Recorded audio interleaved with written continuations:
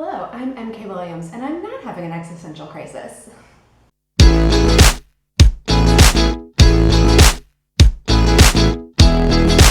Hello friends, I'm MK Williams. I'm an author and an independent publisher. Nice to meet you. I've been on YouTube for a little over a year now, so I started the channel on July 1st, but I put up a bunch of videos before I sent anybody to it, just to make sure I knew what I was doing. So it's about a year since I started telling people, hey, I have a channel, come check it out. And I realized that I never actually introduced myself to any of you. Oops. I tend to err on the side of, oh, don't be so promotional, no one likes, somebody who's only talking about themselves. But at this point, it's painfully obvious that I need to put myself out there and tell you who I am as an author and who I am as a reader and why you should care at all what I have to say. So today I'm going to tell you a bit about me. So if that's not what you're into, I'm so sorry. I have a lot of other videos you can check out that are really helpful for authors, so I hope you do that. So I guess I should start at the very beginning of my writing journey, and that's to say that I was an only child. So I had hours and hours of time to play, to imagine, to create things, and to read. So I liked reading when I was younger, but it always gave me a headache, and that's because I needed glasses. Go figure. So when I finally did get glasses, my world was forever changed. Not too long after my mom came home and said that some other moms at school were saying that their kids love this book and I needed to read it. And you can probably guess what that book was, and it was Harry Potter and the Sorcerer's Stone. And once I got the first book, she realized quickly she had to go out and buy books 2 and 3 because I tore through them. I could not stop myself. And from there, I couldn't stop reading at all because I had to wait for the 4th book. So then I was like, what else am I going to read? So I really learned to fall in love with reading. It was definitely a perfect storm of finally being able to see and read without a headache, and Harry Potter just being awesome and amazing. And I know there's so many authors out there who credit J.K. Rowling with starting their love for reading, and that is huge. I literally, if I saw her on the street, I would just thank her profusely for everything she's done, and offer to buy her, I don't know, like a scone or tea or coffee. I don't know what she likes, but I would. Joe, if you're ever in town, let me know. I owe you a coffee. So eventually, after I got into high school and the final books were coming out, I had, a lot of feelings in high school, like listening to a lot of Fall Out Boy songs, learning to put on a lot of eyeliner type feelings. So I joined my school's literary magazine and wrote deep and meaningful poetry. Yeah, I was that person in high school. I was the poetry moody person. So that kind of is when I first took the leap from being an avid reader to wanting to write. So I loved me some books and some poetry, but I was also really good at math. And I guess I still am. I mean, I don't use calculus in my day-to-day, but I wanted to, apply to colleges and get a good job and, be set up for a great job. So I applied as an economics major for many reasons. I thought it would lead to a really stable job. I also had some insecurities about my writing. So my parochial schools in Philadelphia did me no favors in terms of teaching me how to write, which I talked about before in my grammar video, which you should check out if you too have insecurities around grammar. And I didn't think I was allowed to be an English major because I didn't write perfectly. That was my reasoning. I just thought that some faceless group of people wouldn't let me. So I didn't do that. So I majored in economics. I was super nerdy and I got into our honors program with my college, which was very cool. And they offered some really unique electives that everyone could take. And by my junior year, I was really missing the connections that I had with the literary magazine in high school. And so I took a course called Writing Killer Fiction. And it was a course where the entire semester we were just going to focus on writing a short story, going through the different elements of story building, storytelling, building suspense, and things like that. So I was bored of my own poetry at the time because, I only could write about my emotions in so many different ways. And I was really looking for a fun elective that wasn't going to be super serious or super studious. So it was the best decision I've ever made to take that elective because it was like a critique group. So we would write a chapter or a scene every week. We would send it out to everybody in the class. It was maybe like 10 people. We would get feedback.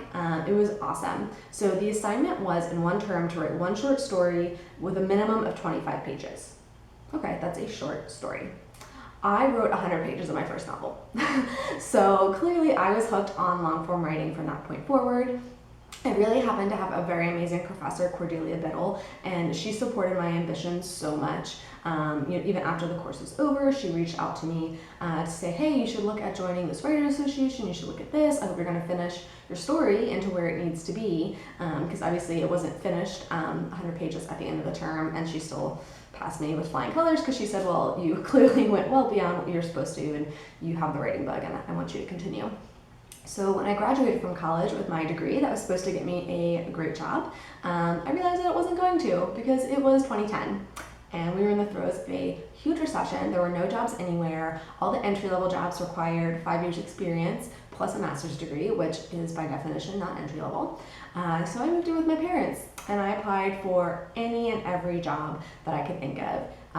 Anything that just required a human with a functioning brain, I applied for. So after I would finish applying for all the new jobs of the day, because I would get up first thing in the morning, I would apply to everything that I saw that was applicable, and then I would spend the rest of the day writing, working from that original manuscript so that I could finish my first full-length novel. So by the time I finished it, I had found a job, I moved to Tampa, I was like, this is the best book ever. I was so excited to query agents, and I figured, 2 years was a reasonable timeline for the book to be out and to be optioned into a movie. So I was like, okay, I can't be in Tampa for more than 2 years because obviously, I'm going to be up in New York or in LA, making my book into a movie. It's so great. No. Let me tell you, that book will never see the light of day. Yikes. And naturally, no agents responded while I was querying them. So meanwhile, I'm working, I met my husband, I'm living life, and then I finished my second book. And I thought, well, this was even better than the first. There's no way that people aren't going to be breaking down the door to publish and option my book. But guess what? I started up the engine of querying agents all over again, and nothing. No surprise. This book will also never see the light of day, at least not in its current form.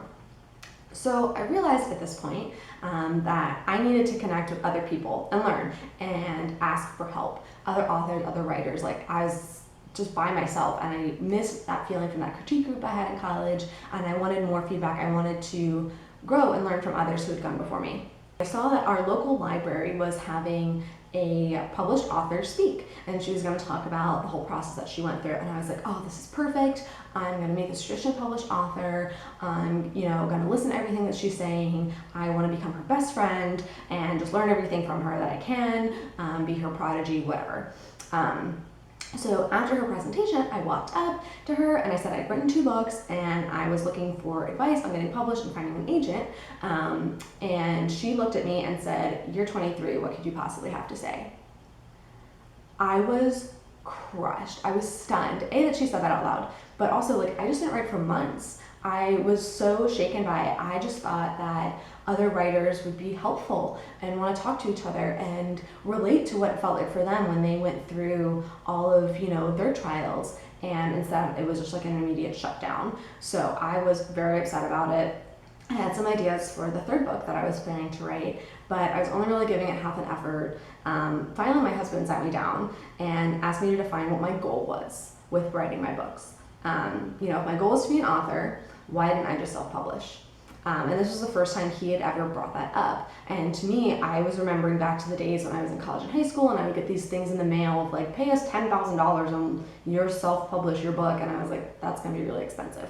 But he questioned my assumptions. And at the time, my thought was that I would need to fork over so much money. There was no way that was gonna happen.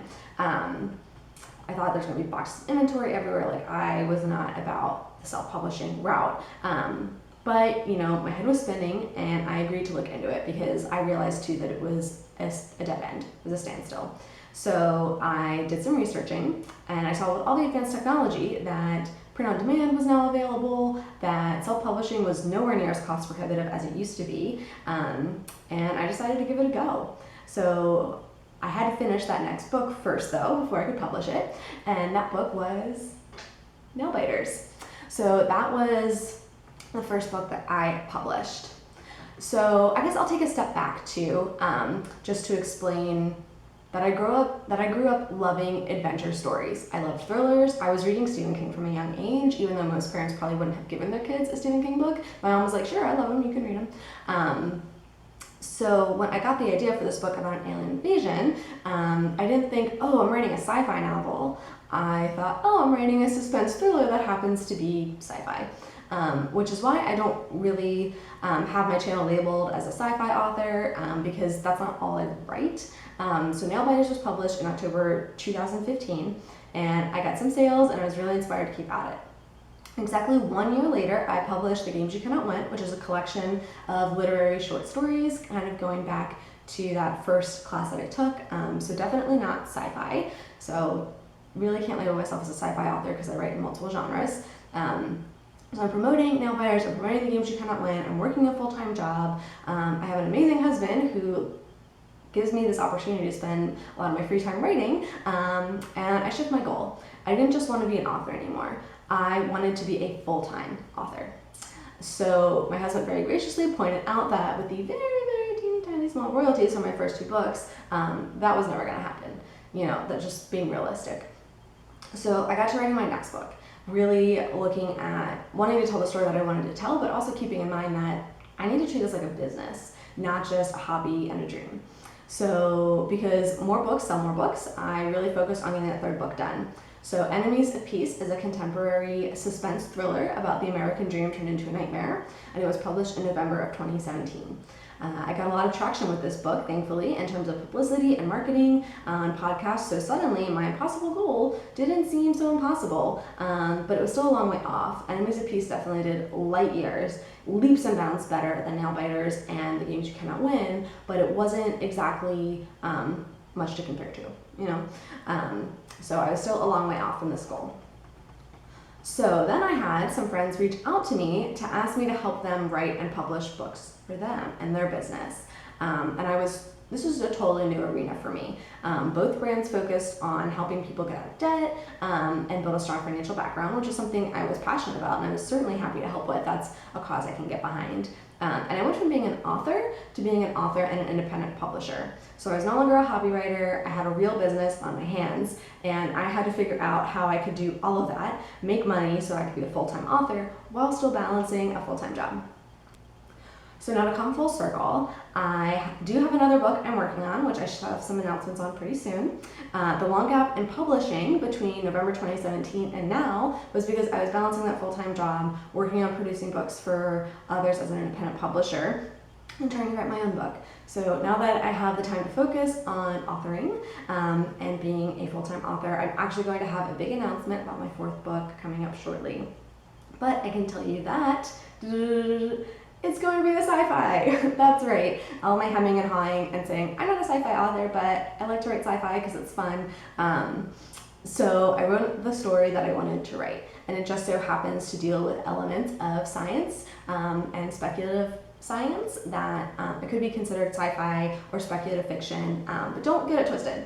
I may still throw in some suspense books and short stories that are not really sci-fi in the future. So if you like sci-fi, great, welcome to my channel. If you like suspense and thrillers, welcome to my channel. I kind of write all over the board, and I know every author says that and doesn't want to be defined by genre, but I truly do have books of different genres. So I just write the story that I want to tell, and hopefully people like it. So because I've been focusing on publishing nonfiction and writing sci-fi for the last year, I've been reading a lot of both. I love speculative fiction. Margaret Atwood is my hero. So for as much as J.K. Rowling is the woman who helped me learn to love reading when I was young, Margaret Atwood has certainly helped me to grow as a writer and a reader. And again, if I saw her walking down the street, Maggie, come hit me up. I will get you some tea or coffee or whatever you would like. So I have been keeping all my Goodreads up to date. If you want to see all the books that I'm reading, I actually have a list called Working My Way Through Atwood. I'm trying to read all of Margaret Atwood's books, which is amazing because she's such a great writer. But if you ever want to follow anything else that I'm reading, also to get clues about what I'm writing, definitely give that a look because I always keep it up to date. And if you ever just want to nerd out about Harry Potter or Stephen King or all these other amazing books, just drop me a comment. I will gladly nerd out about that all day long. So Thank you for being here. I'll see you next week for the regularly scheduled Wednesday videos that will go up on self-publishing and writing. If you haven't already, please subscribe to this channel and click the little bell so you get the notification when new videos come out. Give this video a thumbs up. It really helps YouTube know that you're finding value and gets this content in front of other authors and readers and writers. So I hope you have a great day, and I will talk to you soon. Bye.